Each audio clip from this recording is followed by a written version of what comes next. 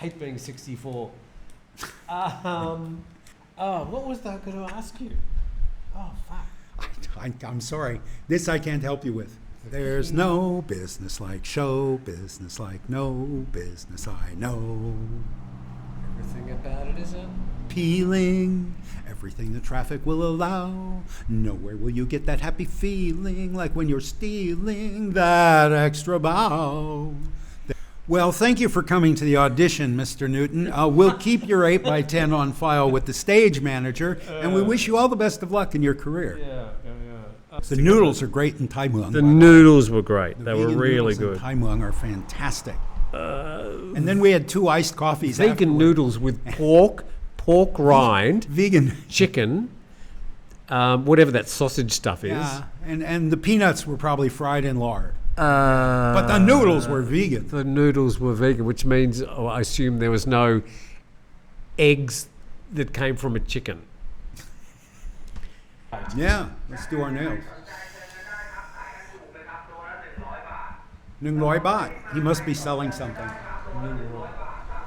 There he goes. No? Oh, it's strawberries. He's selling strawberries. And here I was. We'll start again. Yeah. And welcome to Grumpy Old Men. Welcome to you. Hope you're grumpy. And welcome to Steve Ross. Did you ever get Stephen when you were younger? If my mother is angry at me, she calls me Stephen. Exactly what happened to me. Timothy? Yeah. Rattle the drawer with a wooden spoon. I was in trouble. But my mother was into numerology, and Steve has 5 letters, Ross has 5 letters, it's Ross with an E on the end. And I like it because on the page I had a byline for many, many, many years in magazines and newspapers, and it's symmetrical and it looks good. Steve Ross, 5 letters, 5 letters. So I have never gone by Stephen. It's on my birth certificate. It is not in my passport or my driver's license or anything else.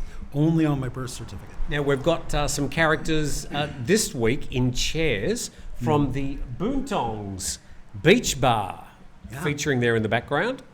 And these, they're in chairs because these little dolls, these are the women who work in the bar. And why doesn't Batman get a chair? Because he can stand up. Why doesn't Batman get a chair? Which is exactly how Batman would say it off camera. He stands up, and this Power Ranger stands up. These little girls get blown over by the wind of the fans that we've got going to keep us cool. I have to say, you need some aircon. It's friggin' hot at the moment. Yeah, I have air conditioning in the bedroom. And we're not doing the program in your bedroom. No. It's not going to happen. But my electric bill this past month, I use it at night to sleep. I find it very difficult to sleep in this heat and humidity. It is hot. And I wear, a shirt and long pajama bottoms to keep the mosquitoes off, even though the room is all screened in, the house is all screened in. It's still Thailand. So for me, nights can be very uncomfortable in this heat. So I use the aircon at night, but it won't from the bedroom. It won't air condition this huge room. No. What's your bill for a month if you use the air conditioning at night? About 250 baht. Yes, that's crazy. Yeah. I have a bill when I use the aircon at night, and this time of the year, I would use it for I'd put it on an hour before I go to bed, leave it on for about 4 hours, then turn it off about sort of midnight or something. But my bill shoots up from about 500 baht a month up to 800 or 900, and people up in Bangkok are saying, that's half what we pay. Well, I don't know why the electricity is cheaper in some places in Thailand, or maybe the air conditioning is just more efficient. But 250, that's not bad. No, it's about 180 when I don't use the aircon, and 250. And that 180, I don't remember what it was before I bought it. That's lighting the Boontongs Beach Bar, I think. No, I like that with flashlights, little cheap flashlights. Yeah. Okay. Sure. I would get up and show you. I just buy these little flashlights. You can put them anywhere, hang them off the grid. This is a theatrical grid. I can hang a light anywhere in 2 dimensions. You've got a plumber to come in to do that. No, that's all Steve. Everything's by Steve. Right, now we've got the duck here, which provides us with a shut up Steve, shut up Stephen command when we need to. And don't you wish you had the duck? So I've got my notes down here on the ground, so when I'm leaning forward, I'm not about to throw up, I'm actually just checking the notes. So there is an election coming up. Now, I know you're fascinated about Thai politics. Not at all. No, I'm fascinated by Pibun and Pretty, the two main guys in the revolution in 1932, who went on to, between them, control this country for the next 30 years. Those two guys are fascinating. Best friends. They went to school in Paris with Ho Chi Minh and came back with all these new ideas and ended the monarchy and ran this country. Didn't quite end the monarchy. They ended the absolute rule of the monarchy. Right. And but they retained the head of state of Thailand as the monarch. Though he was not in situ until 1946. There was no king Correct. here until 1946. And Pibun eventually had to flee the country in a baby blue Ford Thunderbird with 2 suitcases full of $100 bills in the back wonderful. seat. He went across into Cambodia. Wonderful. He ended up ended his life in Japan. He was a very well-respected guy in Japan. He had signed the non-aggression pact with Japan during World War II that allowed them to come in without having to fight for this country. The Japanese just came in and built the railroad. I'm just going to twist your microphone around a little bit. How's that? That's great. Don't. That's great. Thank you. But anyway, that ends my interest in Thai politics. So the ones these days who are running are not as colourful as those people. No, they're all just greedy schmucks. But I'm from America. I cannot, after 2016, I can't throw stones at anybody's sham democracy. So it's just not something that affects me here. I don't hear any of my neighbors in the hot spring in the morning talking about this election.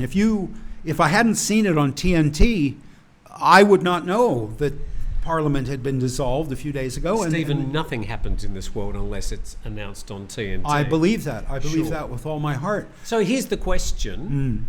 Oh, sorry. No, it's fine. Go on. I forgot the question. Yeah. So the question, who will win the next election? Do you even have an answer for that? I don't know who's running. I couldn't guess. I don't know. So in all the times that you've been to Thailand, you have spent a lot of time here, the early 2000s, you lived here. 8.5 years total, I guess. Were you ever worried, or did anybody ever say to you, well, Thailand's not even a democracy, why are you living there? If somebody said to you, describe Thailand's government, what do you say to them? I've got my answer. Oh, do you want to hear it? Sure. So the answer is, I call it a quasi-democracy, Thai style. Yeah. And that to me is about as close as you can get. Yeah. But how would you describe it? Uninteresting and having no impact on my life. It does have an impact on your life. I mean, they're the ones that decide the immigration policy. They're the ones that can decide if you're going to do this in the future. No, the individual karatakan who I meet at the immigration officer decides whether Steve can stay in this country or not. My neighbors have more impact on my life than anybody in Bangkok. A guy was describing to me an altercation he had with somebody on Surin Beach on Phuket because their dog bit him, and he demanded that this dog be defanged. He demanded these Thai people take what is a stray beach dog to the vet and pay thousands of baht to defang that dog. And he says that happened. They did that. I'm not sure I believe him. But either way, what's the payoff for this guy? You have pissed off every Thai person on that beach. You have acted outrageously and pissed off everybody who knows you. You've made yourself a target for the rest of your time in Thailand. Doesn't matter who's in Parliament. Doesn't matter who's who up in Bangkok. You just pissed off everybody on Surin Beach. Why? I don't know. But I'm very local right now. My life, I don't care about American politics. I don't care about European politics. Almost I don't parochial. Yeah, I'm fine with parochial, man. I want to get to know 30 miles of Turtle Beach, 30 miles of the coastline on the Andaman Sea, maybe 10 kilometers inland, if that. I want to meet every single person in that swatch of land. I want to go in every business and spend money in every single business on that swatch of land. Beyond that, I don't care. It's over the edge of the earth. Here be dragons. I don't care about that. And speaking of which, I mean, obviously you're now in this zone called retirement. Yeah. And you're about as retired as you can get. Hell yeah. You're living off a pension? Yes. and you are living the life. You're paying not very much for a beautiful property. Yeah. I can reach out and touch the water. Yeah. Gee, it looks nice out there today. It's beautiful, isn't it? Yeah. I love to look at it. And you're living the life. And so if I was going to ask you for a tip for people, because there's a lot of people out there thinking, I'm going to go and retire in Thailand, and I can think of a million reasons why you would, but what is your tip for retiring here? Do it as soon as you can, man. I waited till I was 65. I had personal reasons that made it necessary for me to wait till I was 65.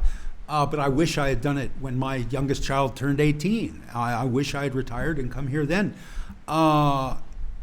Do it as soon as you can. Don't come here. Don't wait until you're old like me and you can't really do anything except ride your bike on the beach and sit around the house, doing what you do when you sit around the house. I'm reliving my show business career. I used to build sets in the television and film industry and the theater industry. And so I'm building sets. I enjoy it very much. It's arts and crafts, all with locally sourced products, nothing that's purchased outside of Turtle Beach.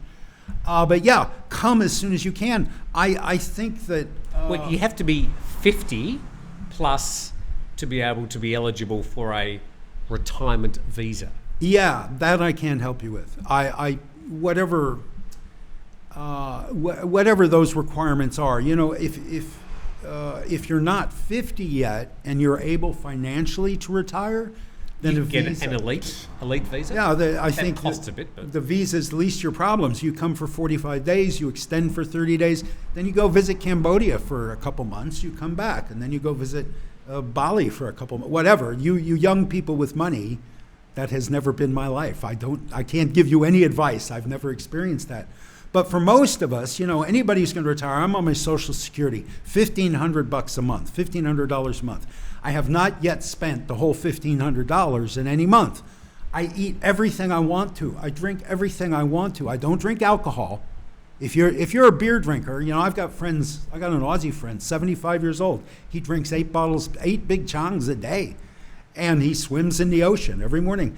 I could not afford 8 big changs every day on my pension. But what I enjoy doing is much, much cheaper than beer. And I don't go to the bars. I don't go to the discos. All right, go ahead. You were going to cut me off. I know. Go ahead. No, I wasn't going to cut you off. But you are, at least, you're saying that you can retire in Thailand for $1,500 US a month. You can live on that. The visa is the most expensive thing, however you end up here. Your visa is going to be the most complicated and intricate thing. And if you are like me, they don't want pensioners here anymore. Back in the 80s when I was here, geez, if you came with an American Social Security check every month, they rolled out the red carpet for you. They would greet you at the airport and hang garlands around your neck. Now, no. They want rich Chinese to come long enough to buy a condo next to the golf course and then go home to China. That's who they want. They don't want old guys on $1,500 a month of Social Security. Too bad. Is that you just expressing an opinion, or do you actually feel that that's... No, I mean, that's how the visas are set up now. You can no longer come and, in and out every 3 months, right, or every 6 months. That's how retired people like me used to live here. You didn't have a long-term visa. You just went across the border at Hat Yai, bought lunch, and you came back in. And you had it's a bit more complicated 6 more months. You had 6 months in the kingdom. All you had to do was cross the border, come back in. And people were doing that 20, 30 years. People were living here. Retired guys were living here for that. Now, no. Oh, God, no. Now, they don't want that. Well, too bad. I've been dreaming about retiring here for 25 years. So I don't care what the government wants. I'm going to stay here. I'm going to retire here and stay here. And I should say that no matter what Steve says or what he thinks the government thinks, if you want to retire here, there are ways and means, and there are visas available, and there are even agents available who will sort of oil the cogs a bit for you. They will. Unfortunately, right now, typically here in Thai Muang, I would go to Phang or Phuket immigration. Phuket right now, the agents in Phuket, their prices are going up exponentially as more Russians come in with suitcases full of $100 bills. And 100 ruble, 100,000 ruble bills. Yes. And they will go into an agent's office and say, I'm here with my family. I need 5 visas. I need them right now. Here's X bot. And just boom, you bring in an earth mover and dump currency on the agent's desk. This is driving up the price of a visa. The government price stays the same. I think it's like 2,000 baht for something. 1,900. Yeah, and that will stay the same. But what the agents, if you don't qualify for what the government is willing to give you, but you still want to stay and you want to figure out a way to stay, these agents help you. But their price is supply and demand, right? They've got a brother-in-law in Chiang Rai, where they give very few retirement visas. He's got room on his desk to stamp a few extra visas for guys down in Phuket or Phang Nga. And that price is going up every month. I don't know. October is my next renewal. I don't know what I'm going to face in terms of price next October. So that is, you're sort of living not day to day, but yeah, it's tenuous. Oh, that's so sad, Steve. We're really sad about that. If I get driven out of this country, you will be sad. You'll miss me. You'll miss me. Yeah, we will miss you. Yeah. So I was going to say, my tip about retirement is I would say the best thing that you can possibly do is to plan. And not just arrive and think it's going to be like your 10-day trip you had back in 1973. Things are very, very different actually living here compared to being on a holiday. And your brain space is going to be different. The things you need to concern yourself, the things you need to worry about are different. And you'll be having a lot more time to think about those things. So the best thing that I think you can do is before you actually make the jump, and you did to a certain extent, as you said, this is the time I'm going to go there. I need to organise this, this and this. I need to get my social security ready. I need to get 3 shirts. I'm going to take this, that. So you actually did a bit of planning. Now, people with more complicated lives might have to do a little bit more planning. Sure. But the more planning you can do, the better your retirement's going to be here in Thailand. Don't just arrive with a small suitcase and a shirt and think that as soon as you've got your visa out of the way, that you can just put your feet up. Well... No, like you say, I have a very simple life. But if you didn't have this, I mean, you'd be sitting around twiddling your thumbs, getting into trouble. Yeah. And this is what you do. I would say you've got to keep busy. Oh, yeah, you need a hobby. There's so much temptation here. Oh, yeah. I met a guy from Holland. He lives here in Thai Muang. And you talk, I mean, there's very few in the rainy season. There were very few. And in the COVID rainy season, the last rainy season of COVID, there were no white faces around. I'd go a week without speaking English. And met this guy, and so you talk, you see another white face in the market, you go, hey, where do you come from? Where do you live? And he's been here a few years. And he complains, I still see him regularly, he complains all the time how bored he is, there's nothing to do. Okay, that guy taught diving on Koh Phi Phi for 30 years. He's comparing his retirement to having a job that was what he wanted to do every day of his life. Yeah. And now, when he gets a chance to go guide at Surin Islands or Similans, he's all excited. He gets to come out of retirement and dive. I spent 25 years in a cubicle in a windowless room in the basement of a hospital. Every day I'm above ground and, between 8 and 5. If I'm above ground in the sunlight, I'm blissful.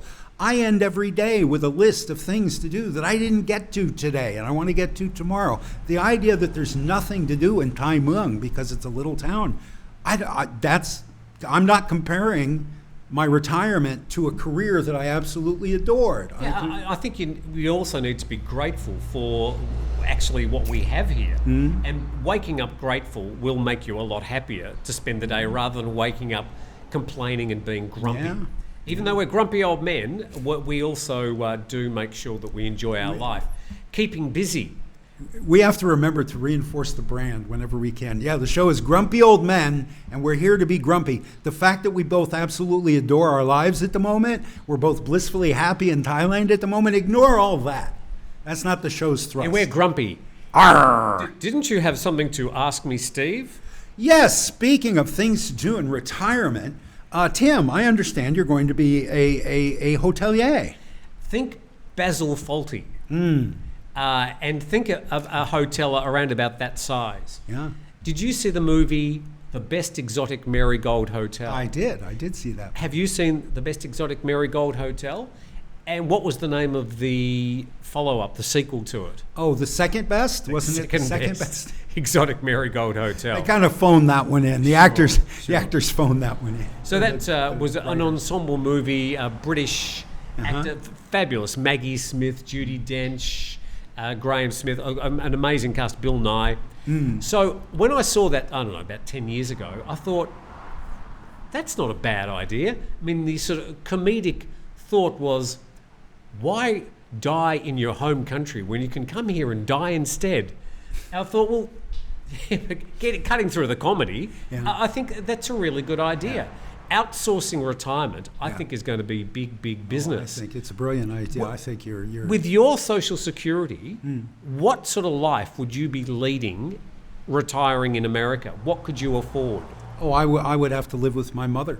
I could not afford the rent on a one-bedroom efficiency apartment with $1,500 a month, except in Las Cruces, New Mexico, or somewhere where I don't want to live. New York City, you cannot sleep in a cardboard box for $1,500 a month. And I think that if I didn't know Thailand as well as I do, and if I was perhaps more frail and less healthy and robust than I am, that kind of a place would be absolutely fascinating to me, and I would jump on getting a unit in that kind of residence. Not really sure if we want clientele like No, you, I would bring the profile of the place right down. But there would be some place, I think, behind the mountain somewhere where they put people like Steve. But yeah, a lot of friends saying, "Oh, I'll move there," and I'm thinking, "Oh, I'm not really sure if I want you." There's a waiting list. Sorry, dude. I love you like a brother, but there's a waiting list. What can I do? Yes. To me, it was something that I thought was a very obvious business opportunity. Yeah. And I've been looking for 10 years to find a property that I'd be able to do it with, and I found this place up on a hill, and it's sort of on a dead end. It needs a little bit of love, needs a bit of a clean. But basically, there's 7 apartments there, and I've got to come up with a name. Steve's Sunset Resort did not sort of resonate with me. I gave it a shot. I threw it out there. Nobody saluted. I've got to think about what the decor is going to be like. And just looking around your house, I'm probably not going to be consulting you as an interior decorator. Right, your loss. But yeah, I'm going to be Basil Got Fawlty. Got the degree. I'll have Manuel and Sybil. Sybil. Basil. Yes. You'll have doilies on the armrests of the chairs. Well, I've got to decide. Will you allow cats? Will you allow pets? There'll be 3 cats there already. Oh, so don't bring your cat. So there's going to be Dina, Dusty, and the new one, Kato. Kato actually came from the resort because when I was looking at the resort, going there every couple of days, sort of thinking, will I or won't I? Kato was this tiny little kitten that was living there. I don't know how it got there, but Kato came back to my place, and he's going to be shipped back to the... he's going to think, what have I done wrong? I've been brought back to where I was picked up. Yeah. But he'll have Dina and Dusty with him as well. So don't bring your own. Don't bring your own pets. And the jungle is literally just behind it, so there's probably lots of snakes, tigers, elephants.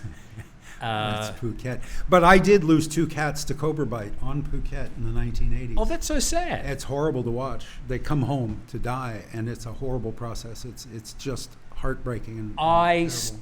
Prevented 2 cats from trying to attack a cobra. Was like this. I've told the story 1,000 times. They've probably heard me. And the cats were there, like that far away, hissing at the cobra. And I walked out, and I thought, those cats are going to go that cobra. They may not survive this. No. And I kept the cobra in my eyes, and I walked and I grabbed one screaming, hissing cat and put it under one arm. Then reached out, still looking at the cobra, and grabbed the other cat, put it under my arm, and then just backed away, got inside with screaming, scratching cats, and I thought, what an idiot I was. Yeah, you risked your life for And by 2 the time I cats. looked back, the cobra had gone and never saw it again. But Thank God. Knock on wood. If I could knock on the table, I would. Don't knock on the table. Yeah, they're very efficient at killing things. That's about all I've got. They're well designed. Our friend's back. Oh, our friend with the Anybody want to speakers buy back. strawberries? Anybody? I think it's 100 baht a kilo, I think is what he's saying. Strawberries. I'm going to track him down and get some strawberries because he's. Strawberry. How much are they? I think he said 100 a kilo. Tung noi la, tung noi Noi. baht. 150 baht. No, 100 baht. 100 baht for a punnet. I'm assuming it. I don't know. You'd have to go chase him down. The strawberries come from Chiang Mai mostly, and they're Perhaps. very, very good. I do like Thai strawberries. I was going to talk about a lot of Farang, a lot of foreigners talk about coming to Thailand and opening a bar. That's their dream. I'm going to ask you for advice. not this sort of bar, like a real one with drinks. Yeah. So without promoting any particular brands, would you give advice to people to come here and buy a bar? Don't. Yeah, no, don't. I don't know. Maybe what? 1 in 100 people makes any money at that? People, if you want to hang out in a bar every night, you can do that without having to own the bar and taking on the burdens of ownership and making yourself a target for everybody.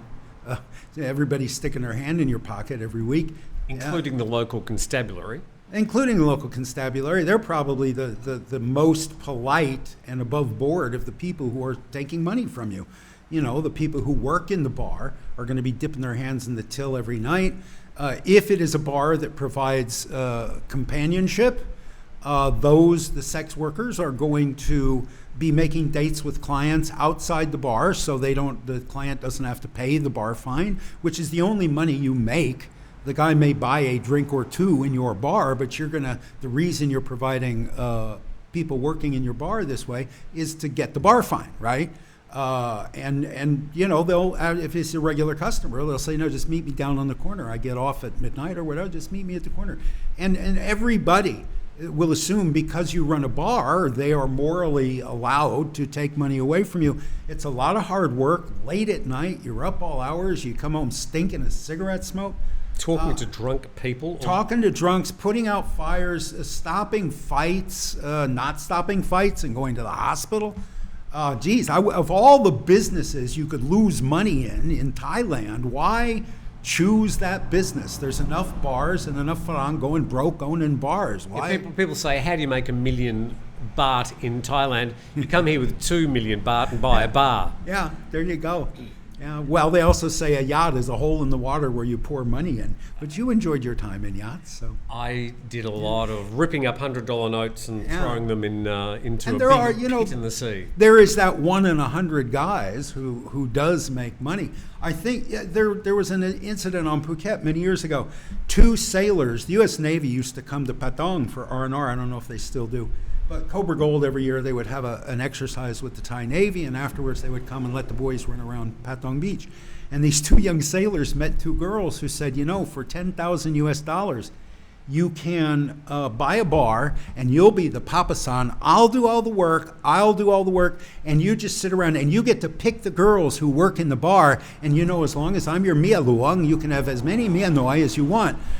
And these 2 19-year-old kids said, oh God, yes, I want a harem of beautiful Asian women.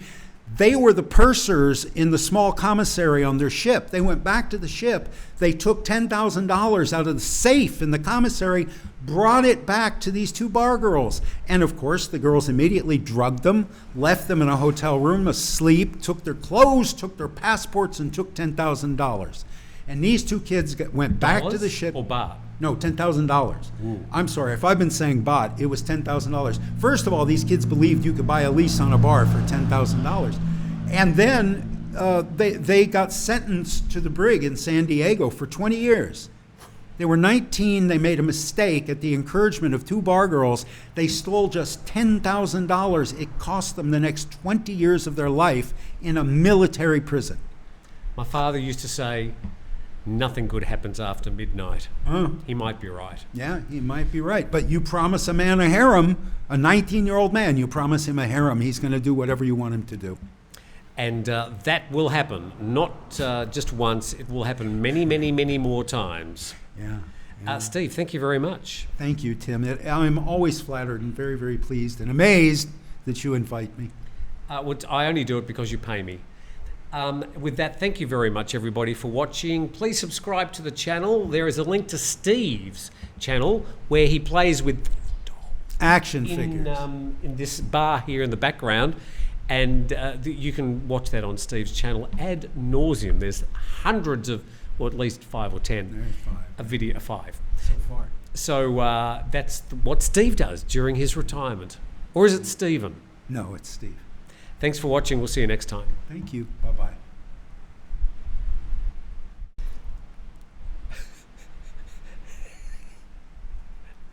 I'm just embarrassed by my own ineptness. We all are. We all are. We're mortified. Jesus. Just I smoke a joint while you're doing this. No.